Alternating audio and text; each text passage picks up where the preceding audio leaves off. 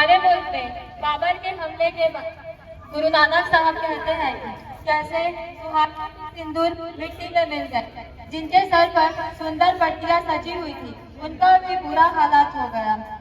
लोगों के दर्द को दिल में समोकर गुरु साहब बाबर से कहते हैं, इतना सब कुछ होने के बाद भी उनका दर्द समझ न पाए। हाँ गुरु माँ, कितना जालिम था वो बाबा। उसके मूल पे कितने लोग दुखी थे। ये जो दिल्ली के तख्त में बैठा है, इसके राज्य में कौन से लोग खुश हैं? हाँ, आप उसी नौजवान की बात कर रहे हैं। हाँ, वो पत्थर दिल के जुल्म तो अब बढ़ते ही जा रहा है। जालिमों के जुल्मों के बारे में तो तुम काफी जानते हो। दादी माँ ने जो कुर्बानी सिखाई थी वो तुम्हें याद है भी या नहीं? वाणी तो सहज होती है, परंतु वो अपने आप ही कंट्रस्ट हो जाती है। हाँ गुरु माँ, हमें सब याद है।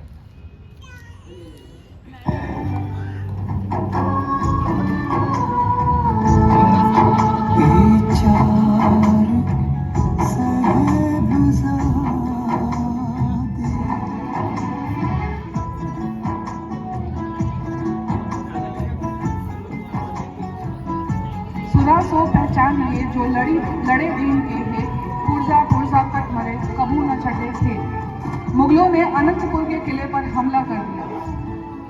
यह लड़ाई 6 महीने चली। पहाड़ी राजाओं और मुगल नवाबों ने गुरु गोविंद सिंह जी को किला छोड़ने के लिए दबाव बनाना शुरू कर दिया।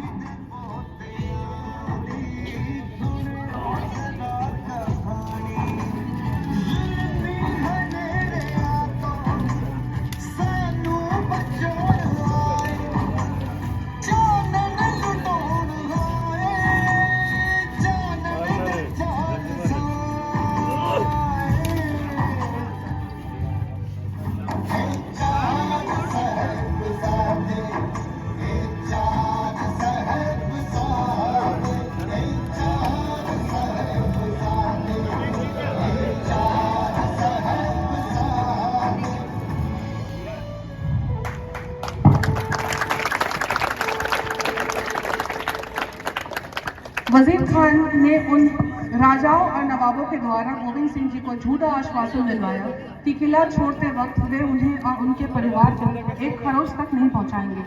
लेकिन वादा तोड़ते हुए वजीर खान ने उनके कीरतपुर पार करते ही सरसा नदी के तट पर गोविंद सिंह जी के परिवार और पूरी टुकड़ी पर हमला कर दिया। सरसा नदी में आए बाढ़ की उफान के कारण गुरु जी का परिवार बिछड़ गया। एक तरफ गुरु गोविंद सिंह जी, 2 बड़े पुत्र अजीत सिंह एवं जुझार सिंह उनके साथ चमकौर के किले चले जाते हैं और दूसरी तरफ जोरावर सिंह और फतेह सिंह जी अपनी दादी गुजरी देवी के साथ रात कुंभा मशकी की कुटिया में बिताकर अगली सुबह गंगू नाम के ब्राह्मण के घर खेड़ी गांव रहने चले जाते हैं। गंगू ने गुरु गोविंद सिंह के पास 20 वर्षों तक रसोई का काम किया था।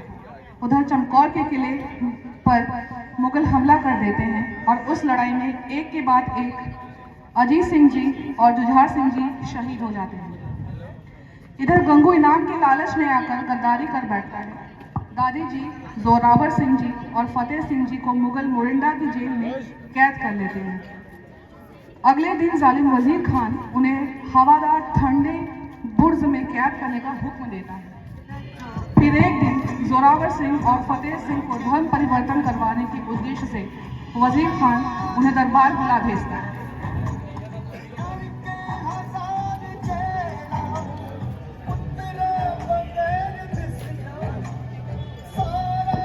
अपने पैर आगे करके, सर ऊंचा कर और सीना तान कर दोनों भाई दरबार में प्रवेश करते हैं।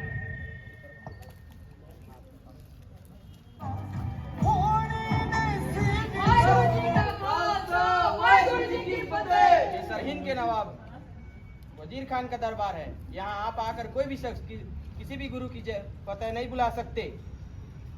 चलो बच्चों, नवाब साहब से माफी मांगो, झुककर अदब से सलाम करो।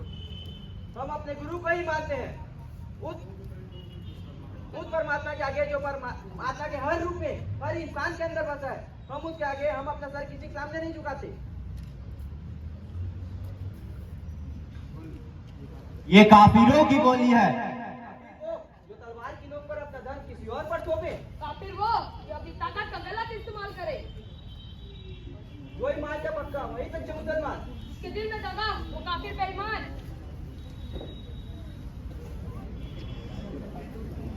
खामोश। चलो बच्चों, अब तुम मेरी बात मानो और हमारे साथ आ जाओ। वैसे भी अब तुम जाओगे कहाँ? तुम्हें तो पता ही है कि तुम्हारे दोनों भाइयों को कैफोन के जंग में मार दिया गया है। अब तुम जाओगे कहाँ? हमारा धर्म कबूल कर लो और हमारे साथ आ जाओ। हमारे धर्म पे पहले हमें मरना सिखाया है, हमें मौत की बहाली मत दो। बच्चों, बहुत मत की करो, बात जिंदगी की कहो। तुम्हें ऐसो आराम महल राजकुमारों की तरह रखे जाएगा। यदि और कुछ भूल रहा हूँ तो वो भी याद दिला दो। दिलाता हूँ, याद दिलाता हूँ, वो याद दिलाता हूँ जो हमारे कश्मीरी पंडितों के दादाजी श्री गोविंद सिंह ने कहा था कि उन कश्मीरी पंडित को जिन्हें अपने धर्म परिवर्तन के लिए मजबूर किया जा रहा है। तो फिर वो चमक है उनके चेहरे पर, जिसे लोग देखकर अपनी मर्जी से झुककर सलाम करते हैं। कभी आपका भी सामने हो तो आपका भी सर छोटू अपने आप ही झुक जाएगा। क्या हुआ नवाब साहब? गुरु पिता के दर्शन होने लगते हैं। खामोश। इतने छोटे बच्चे और इतनी लंबी जबान। इतना बड़ा वजीर, इतने नीच काम, भरे दरबार सरे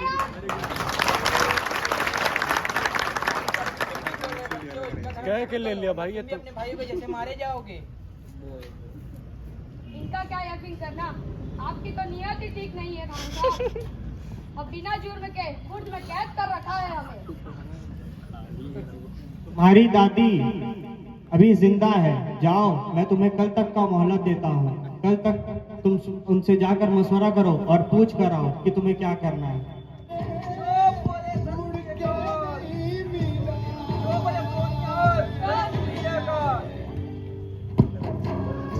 वजीर उन्हें फिर से सोचने के लिए वक्त देता है और अगली सुबह फिर से बुलवा भेजता है।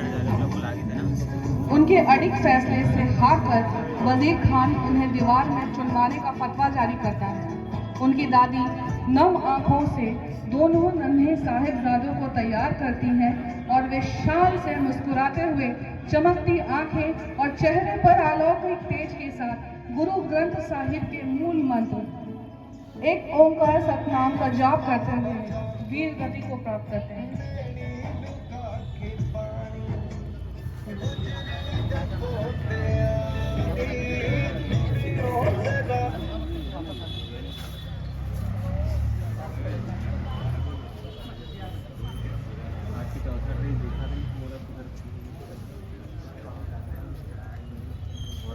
तुम्हें पता है तुम्हारे पिताजी ने नवाब साहब के भाई को कत्ल क्यों किया था? कोई गलती की होगी इनके भाइयों ने। खामोश। इतनी लंबी जबान, फिर से गुस्ताखी कर रहे हो। इतना बड़ा वजीर, इतने नीच काम। गुस्ताखी की सजा मौत है। मौत से डर नहीं लगता, हमें मौत मंजूर है लेकिन झुकना नहीं। तुम्हें मौत से डर नहीं लगता? अब तो खुदा से डर नहीं लगता। ज्यादा जुबान चला रहे हो। फरमाइए नवाब साहब, क्या सजा देना चाहेंगे अपने इन दुश्मनों को? मैं गोविंद से अपने भाइयों का मौत का बदला लेना चाहूंगा, इन बच्चों से नहीं। मैं चाहता हूं कि इन्हें रिहा कर दिया जाए। नवाब साहब, आपने आज साबित ही कर दिया कि एक अच्छा इंसान ही एक सच्चा मुसलमान हो सकता है। मंत्री जी, इनके लिए फतवा जारी किया जाए।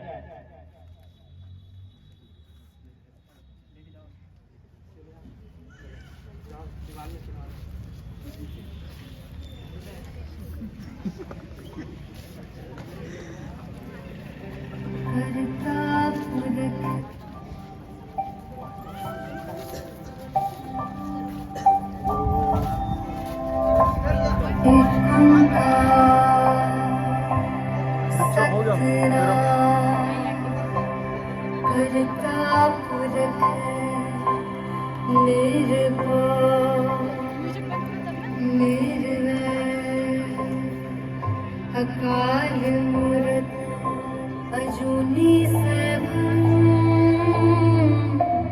गुर प्रसाद जप आद सच जुगाद सच